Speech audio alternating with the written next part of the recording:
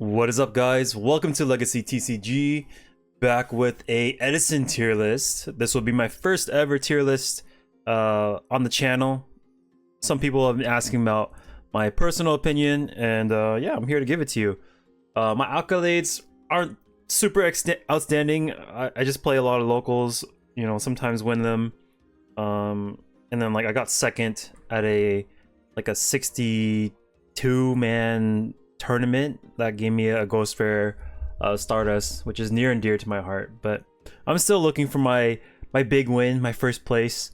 And honestly, like, win or lose, I still have fun just playing the game. Winning's great and all, but you know. Anyways, I'm just gonna base it off what I've experienced. If I haven't run across the deck, I'm just not gonna talk about it. But the decks that I do know, you know, I'll add it to the tier list. If I've never experienced it before, then I'm just not gonna add it. So starting off, let's do fairies. Fairies, I would say, is an A tier deck. I think it's super strong. We have a couple really strong fairy players at our store, namely Tommy and Eric, and they take down tournaments all the time. So Eric had a really big win at a 78-man tournament. He went I don't know, it was 9-0 or something like that in Swiss. It was absolutely insane. The deck's super solid. The weakness, I would say, is if it comes across deck devastation virus, then it's very difficult for them to come back from that position, but not impossible. They do have tools to mitigate that type of disadvantage. It's not an end-all be-all type of thing, and we have plenty of Black Wings Value Turbo decks, and Tommy just tears through them like it's nothing. So I wouldn't sleep on this deck. It is very I would say difficult to pilot, so if you do want to pick it up, it's gonna require a lot of grinding to understand the lines that you need to do and what setups you need, what effects you need to gate, etc. So along that line, we're going to talk about Lightsworns, or Christiasworn to be exact. We can put A, we can put B. A, yeah, we can put A for now. I'm not sure how I'm going to flesh out this list. Christiasworn, and I'll say Lightsworns too. You know what? Actually, I'm going to put them B, okay? These decks are very strong. The power level is high, but the problem is the consistency. Like they call this deck like the Gamba deck. Like you want to go gambling? All right, let's play Lightsworns. Let's play Christiasworns. Because some days you're just not gonna be milling the cards you need. You're not gonna be milling your wolves. You're not gonna be milling your names. You're gonna be milling all your bombs and not drawing the cards that retrieve the bombs. So that's the overall weakness of the deck. And then there's also dealing with your opponent's hate cards against the deck. So I would say it's like a B tier deck. It's very powerful when everything is going your way. It probably if everything works the way you want it to work, I would say it's S tier. It's, you know, you're dropping JD on turn 2 because you milled insane 2 turns in a row, and then dropping Christian right on top of it. How can you beat that? But that's not reality. So deck's very powerful, but I will put it at B just because of consistency issues. Let's see, next one. I'm gonna try to leave the S tiers for last. Let's do Diva Hero Beat. I'll place it at B, even though the deck is pretty consistent depending on what build you run. A build I like to talk about a lot was Majid's list from RBET Las Vegas, where he didn't run any sparks at all. Because the process is he doesn't have to combine the alias with the sparks. He just uses the 1900 beater, the prismas to send the waters and heroes, and then summon Absolute Zero to take over the game. And his approach was really solid. I think I like that list a lot, but I also like Gemini sparking people. So that's just the fun card to play. When you attack in, they deprison, and you're like, oh, I have spark, I'm gonna take another one of your pieces and draw a card. You know, feels fantastic. But the problem with this deck is the overall like power level is a little low. Other decks can reach much further than your 3-0s, and yeah, like the really good decks, they have more than one bomb, right? It's more than 0. They probably have maybe 2, maybe 3 bombs where they can take over the game. So deck is very solid, I would say. I'll put it in B tier. Gigavice. Okay, so this is the same thing. Same thing as Lightsworn's. Extremely powerful. But the problem is consistency. A lot of times the deck will just kind of die to itself. And we've had some Gigavice players at locals, and they just kind of, you know, sometimes they'll pop off, like go, you know, 4-0, like easy clap the whole night. And then some weeks they just be complete dry spells because they're just dying to themselves, right? The combo decks with power comes with inconsistency because there's so much power packed into it that sometimes the deck will just like fall on its own sword, right? So it's the same thing as Dragon Turbo. I would say it's also a B tier deck. A lot of times, like they'll draw like a million cards, right? But they don't draw the cards that they need to win the game. Then they're not winning, right? But in the hands of really good pilots, they can, you know, navigate those difficult hands, and yeah, it's super solid. So but I wouldn't say it's an A tier deck. Yeah, moving forward, let's go look at okay, let's look at S tier deck. Frog Hero. Frog Hero is our first S tier deck of the day. Extremely consistent at what they need to do. They, you know, can set up their dupe frogs, they can summon their swap frog, send the swap frog or send the treeborn frog to grave. Now they have fuel for their monarchs. They can fetch their heroes, pitch water monsters, or like, you know, get their Stratos of Rhoda, get their ocean. Now they have their hero plus all the waters in grave, ocean or zeros live, and they're just really good at doing that. And even games 2 and 3, they can navigate through all the sideboard hate that will come in, namely like fossils and DD Crow. They can still win the game through all that sideboard hate, which is great. The deck is extremely consistent. Yeah, like there's gonna be times where, you know, oh, I didn't draw any of my Miracle Fusions, I didn't draw any of my Monarchs, but it's gonna be with that, like that for every deck. But Frog Hero, I would say less so. And even if you can't find your bombs, you can like lock up with Dupe Frog, Substitute Lock, and you'll be fine. You'll eventually draw those cards. And like the beauty of this deck, right, is when they summon the Swap Frog and they go Substitute and they pitch everything into the grave, right? They send out all the Substitutes, the extra Swap Frogs, the like sometimes Unifrog, like whatever, like they send it all to the grave, and now their draws are all gonna be Monarchs or Miracle Fusions, and they're not gonna be drawing frogs anymore, and they're just gonna be drawing every single one of their bombs, their sweepers, their spot removal, you know, Caius Ryza, you know, it's super insane. That's why I feel this deck is so very strong. So we'll go to, let's skip that. I guess let's just talk about all the frogs. I would say, so this is like Forgs, the Dream Frog deck. Forgs, essentially the same thing, but they synchro out rather than bringing all the monarchs, and they're very good at doing that. I haven't seen as many results with this particular type of deck, but I think it's because it requires a very, very strong pilot to run it. I'm gonna put it A tier. What is this? Fairies? Yeah, yeah. Both these decks, the fairies and the forks, they require really, really good pilots to make it successful, I would say. All right, next, I guess we can talk X-Sabers. Obviously, I have Totogon to play. against, and when he plays sabers, it's like really really good. But there is limitations to the deck. I feel like it's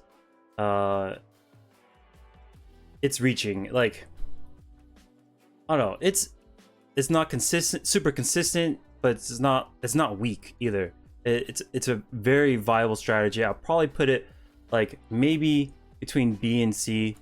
I would love to see this deck do more. It has posted results in the past, but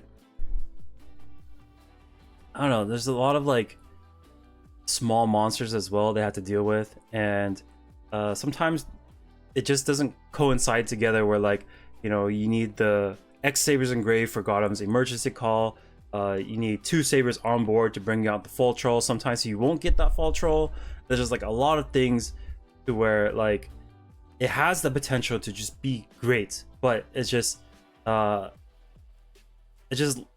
lacking that a little bit. I would say it's strong, but like I would probably put it right here. Probably C. Our first C tier deck. Nah. When Totogon plays it, it looks really cool, but like, I don't know. Maybe we'll just leave it here. Machina Gadgets. Solid deck. Very solid. Super consistent.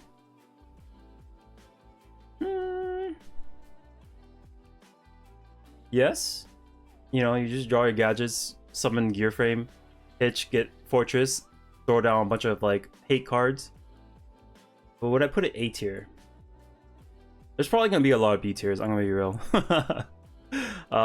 Let's just put it there.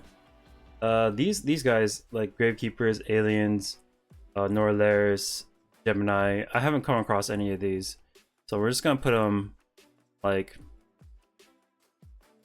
down here, like Morphtronics. I've never seen a Morphtronics deck. Burn. I'm sure it's great, but I've maybe seen it once in my life. Frog Monarchs. We'll do A. Frog Monarchs is very consistent, I would say. So like, but it doesn't have as many bombs as like the Hero Frog version. So it's consistent, but it's not as quite as powerful because they don't have the utilization of Zero. So it's like it has the power, but this one just has that much this power, but even more. And so yeah, because essentially they're just killing you with Highest Ryza and Light and Darkness Dragon, right? Zero has that capability to like nuke your opponent's entire board, where, you know, so I don't know. Frog Monarchs. We see Oscar play it a couple times, and honestly, it's terrifying when he plays it because he plays Obelisk too, which is really really insane. But I would put it A tier. Yeah, because it's more consistent than all these decks right here. Frog Monarch, solid deck. Zombies. So we do have a couple zombie players at our store, and they are very powerful duelists, but yeah,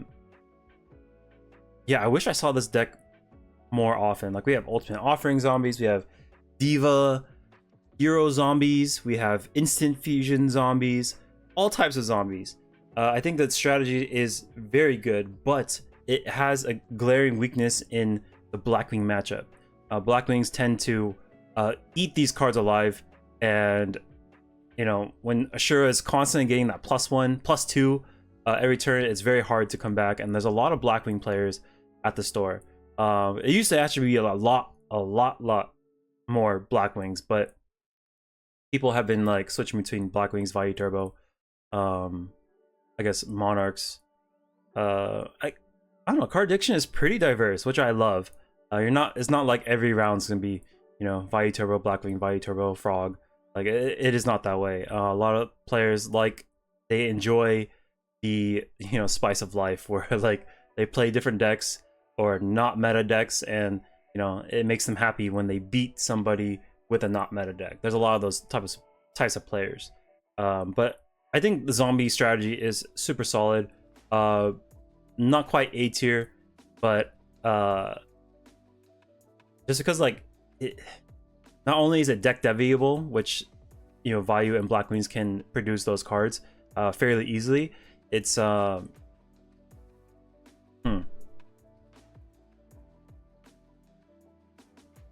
I don't know. Maybe we should try zombies. Zombies sounds kind of fun. Obviously it'd be super insane if we had 2 Mizuki, but that is not the life we live. We just have the 1 Mizuki. But I wouldn't call this deck weak. I think it's just a solid B tier deck. Gladiator Beast. The anti-meta deck. Gladiator Beast. I probably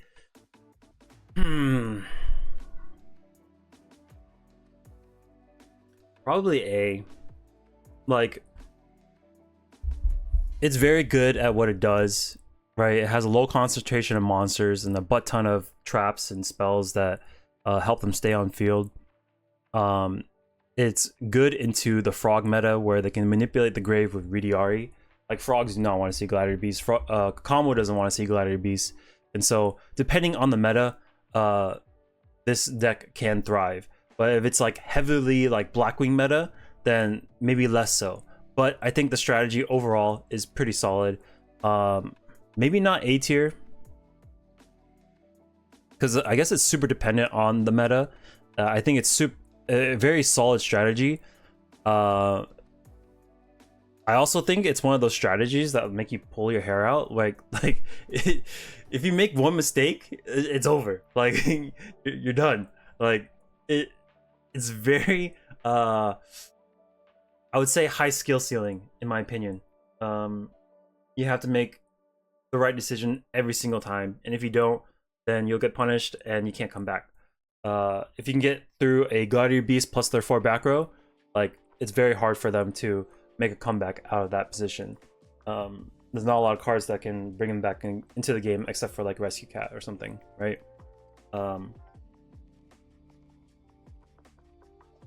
That being said, if you're able to control the Glads, right, they also have a low concentration of Glads, so sometimes I've seen games where like they just draw trap, and then they just die, right? Because the Gladiators are so small, or so few in number. Actually drawing them is actually pretty difficult.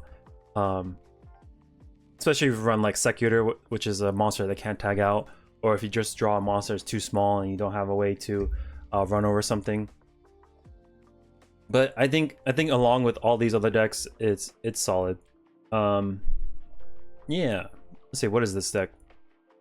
Dragons? This is Dragon Tower right here. Dragons. I can't really say about this deck. I haven't come across it enough. No one's labbed it enough in our play group, so I don't really have an opinion. 6 Samurais I'm sure is great too, but I'll put it down here. I just don't have enough experience. Fish OTK. This is Homam's special. We haven't seen it in a very long time, but when he did play it, I think it was a super fun strategy. It was a treat to see him play this deck, and I'll put it right here just because it's, in my opinion, if you know what you're doing against him, then it's fairly simple, right? If he has 2 bodies on board, he's going to tribute for the fish, right? He's going to either tribute sweep the board, tribute for the fish, go off, and then like unleash his whole hand into that board, and if you can't break it, then you lose, right? And he's pretty much biding his time the whole time with Tivas and Threatening Roars and even Wabokus, just to get to that point, to have 2 monsters on board. But if you're aware of that and you know that he can't, as long as he doesn't bring out the Fish King, then it's a simple strategy to take down. But if you don't know what's going on, then yeah, it's a solid strategy. I wouldn't put it anywhere less than B. Yeah, Synchro Cat. I wish this deck was good. I wish it had more numbers. I wish like everybody was playing this deck, because I love it. I love the because I have nostalgia with the Dark Strike Fighter format, and like seeing them do all those cool plays, like I had stars in my eyes. I was like, wow, this deck is so cool. They go set spy, get the Descendant, pop a pop the spy to clear the back row. Next turn they're going Summoner Monk and like fusing and going into Arcanine Magician, Dark Strike Fighter, and like it was super cool, right? And they Pot of Avarice everything back, do it all over again. I just have a love for that deck. But in Edison, I guess it's not as strong. I don't see a lot of players play it, so it's not getting labbed as often. I have one friend that played it, but I haven't seen it in a while, so he's been busy, so the deck has kind of been in the sidelines. I'm sure if you were to put enough energy into it, you can maybe make it into the B tier, but I'll put it into C just because it's not as consistent as the rest of these decks. Like, it's pretty much just like set spy, summon cat, that's it. Right? The 7-star monsters aren't cool enough to get them there. Like, Arcanine Magician is not enough. Like, that's their end board. I went into Arcanine Magician, now I'm gonna pot everything back and then try to do it again. It's not enough. Whereas back in the day, Dark Strike Fighter, they can fill the board, bring you down to like 3,000, tribute everything off, and then, you know, call it a day, right? So this plant deck, Amaryllis plants, very solid strategy, I would say, but okay, so story time.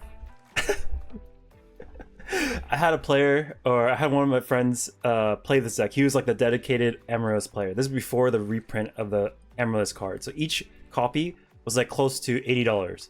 $80 a piece, right? And he would play this deck religiously. And I would sit down behind him after I was done with my game and I'll watch him play. And he had Titanial, Amaryllis in hand. And he just like, he was dying. He was going down. And he draws. And it's a Titanial. And it's like, okay, pass. And he draws again. It's an Amaryllis. Okay, pass. He draws again. It's another Titanial. I was like, what the heck did I just witness? He's like, yeah, I'm done with the deck. I'm done. Like, I can't do it anymore. That was the straw that broke the camel's back. Like, he loved playing the deck, but the deck did not love being played. So it's a solid strategy, but I feel like it needs to be worked on a little bit more to be more consistent. Maybe not as weak as C. I'll probably put it at B tier because it can still do plant things, Lone Fire, Titanial. But like, there's a lot of bricks in the deck with the trade-ins and the 8 stars. The deck just needs a little bit of work, I think. I do see success online, players playing this deck, and which is great for them. But personally, I've seen this deck kill more of their own players than it burning other players. You know what I'm saying? So it's strong, but it's having a little like consistency issues, I would say. Kind of like all these other decks I've mentioned in B, right? It's strong, but consistency. Let's do. I guess there's like Chaos Fairy. There's only one player that plays Chaos Fairy. It's solid. Like, you know, it has all the dark packages with like Necro Gores, Plague, and it has like the fairies in it. Maybe I don't know. I don't have no experience with it. I can't say like people are picking up this deck and wanting to play it because it's strong. But I think it just needs to be cooked a little bit more to bring it back into, or bring it into a B tier deck. Let's talk about Monster Mash. It's a cool deck, but like same thing. There's consistency issues. Quick Draw. There's all kinds of Quick Draw variants. There's, you know, Quick Draw Machina. There's Plant Quick Draw. There's I guess that's only 2 Quick Draw Plants and a Quick Draw Machina. But I think it's a super solid strategy. I think the only problem is there's problems running into deck Devi, and then like investing 3 cards to go into Drill Warrior for have it go bottomless, you essentially just lose the game at that point. So if you can't get a clear Quick Draw or a Drill Warrior onto the board, then you might be in trouble. playing the grind game, but it also plays like a really good like lone fire plant type of strategy too. So it's not end all be all if you don't go drill warrior. Like it goes Caius with the dandelion tokens. You can pitch to special the quick draw Caius over that, which is not ideal, but you can do it. The Machina version, like, you know, just running with straight Machinas and then whittling down your opponent's resources with your fortresses and then eventually dropping a drill warrior is also good. Like if you do establish your drill warrior, right, you just pretty much every time you summon him, you grab Machina Force back to hand, pitch the card you drew, banish him, and then just go in fortress over and over and over until your opponent dies. So I think the strategy is very strong. It has posted results in the past, but I'll just say middle of the pack for that one. This is the new kid on the block, Machina Hero. Homam has been cooking this deck for a while. There's different versions of the deck, but I like his better with the Double Ocean, Prisma, Stratos, Cyber Dragons in the main, and Altanins. I think it's super fun. I love watching him play the deck. It does what it needs to do very well, but it's fragile to Kaiku and I guess Kaiku. Yeah, if you can manage their grave, if you can Kaiku and Oppression, right? Because their bombs are Machina Fortress and Absolute Zero, right? So if Oppression's on field, then the deck is just pretty much 18 hitter, 15 hitter, 17 hitter, which is not very big, right? So it does have glaring weaknesses into Oppression and Haiku, but if it can avoid all that, then it just has a ton of bombs, right? If you're not getting Fortress, you're getting zeroed. If you're not getting zeroed, you're getting your board wiped with Cyber Eltanin.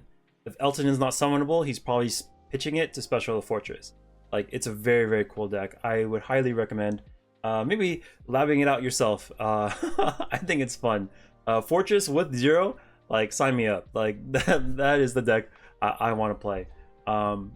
If I wasn't labbing my Machina deck, then I would probably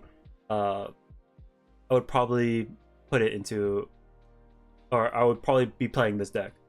Just because I love both those monsters, Zero and Fortress. Putting it into one, it is a dream come true. So yeah, I see potential with this deck going forward, but the weaknesses are pretty glaring in Oppression and Kaiku. And when people realize that, it maybe not be as strong, but you know, for now, I think it's really good. But speaking of Machina, yeah, it's my deck, right? I would love to put it in A, S, but it's not. It's I would like Hamster Raiko Caius Machina, right? That is the deck that I'm talking about here. And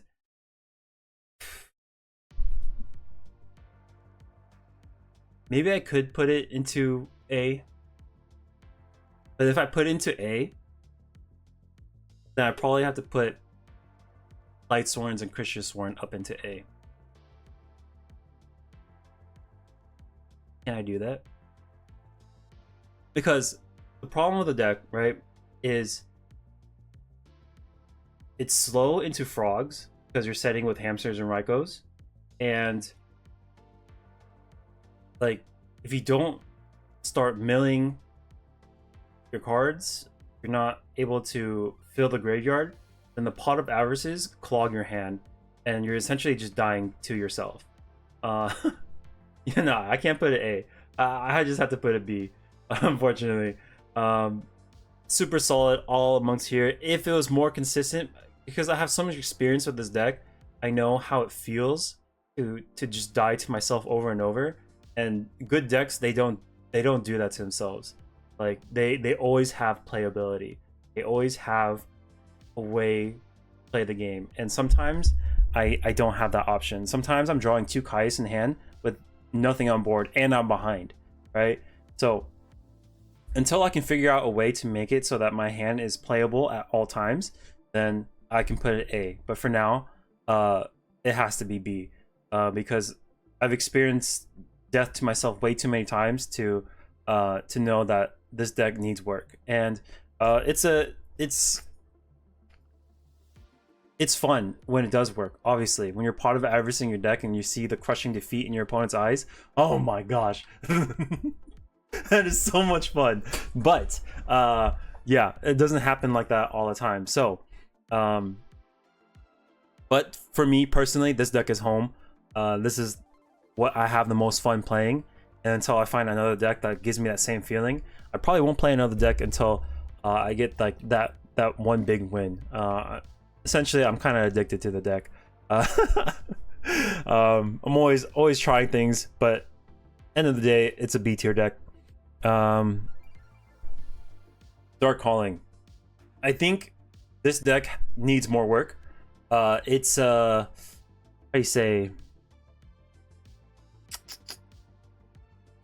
very powerful, but it has consistency issues. Until those consistency issues are solved with the Dark Calling and whatnot, then it's probably gonna be put into like the inconsistent type of things. When it works, yeah, great. Like it's very powerful, and like, you know, he did 7,000 damage to me. Like, I didn't know how, you know, like he flips my Raikou and for some reason it doesn't work. Like the card's like really cool, but it needs work. So I'll just put it into C. Flameville, I can't really say much about Flameville. I've maybe seen it once or twice. I'm just gonna put it here. I'm sure like into some metas it's very strong, but it just has those consistency issues where like a lot of times they'll like either put spies or Raikous and they're trying to mill the dogs and then rekindle. Like sometimes they'll like send all the pieces to grave, but they don't draw the rekindlings, so nothing happens. Or you have the rekindlings in hand and nothing in grave. Like, or you have double magician, no dog. Like, you know, there's a lot of moving pieces to where you know, the deck doesn't do its thing. I'll probably put it probably C. It is powerful. The dog is very good, but in the end, I'll just leave it here. Diva Hero. This used to be the cream of the crop back in, I heard 2022. This is the deck they used. It runs all the most broken monsters and spells and traps. Like it has everything. It runs Feature Fusion, Miracle Fusion.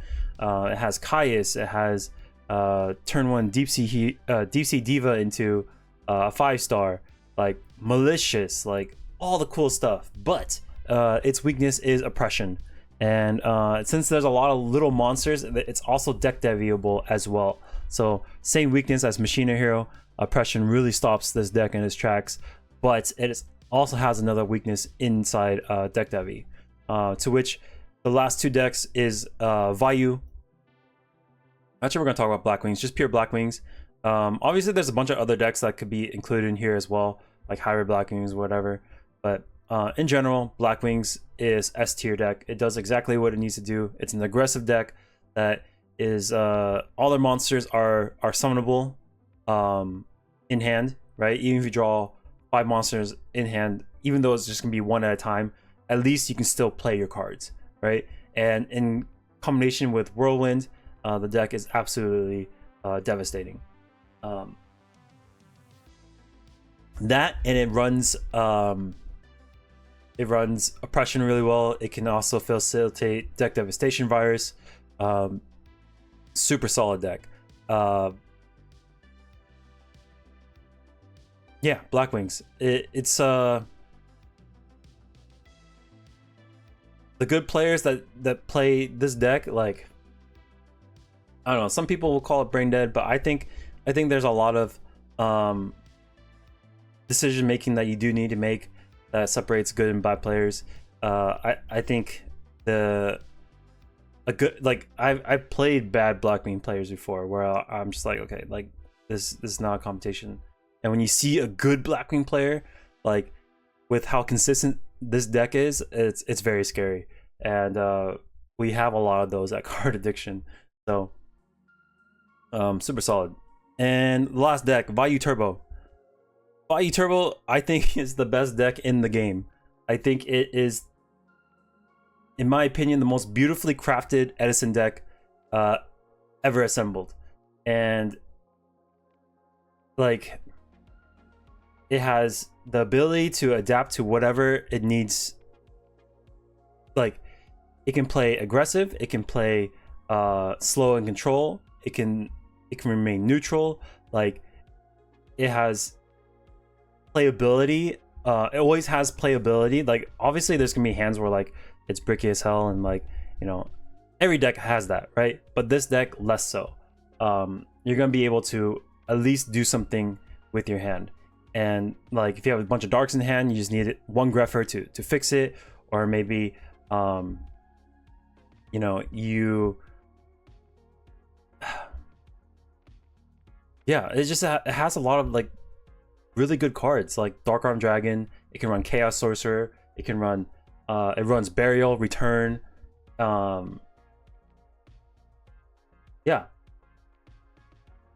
Yeah, so many bombs. It's insane.